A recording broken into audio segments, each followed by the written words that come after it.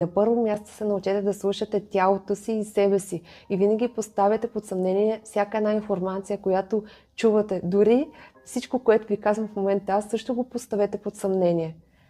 Всички отговори са вътре в вас. Всеки един от вас знае какво е най-добре за него. И сега ще споделя и това готино упражнение.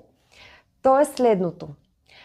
Препоръчва се всеки ден в продължение на 7 дни да пишете следното нещо. Така.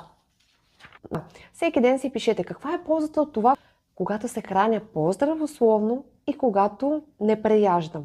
Ползите са безгранична енергия, ясен ум, красиво тяло, креативност, добро настроение, позитивност, спокойствие. Ще имам нужда от по-малко сън, повече свободно време, младост, дълголетие, високо самочувствие.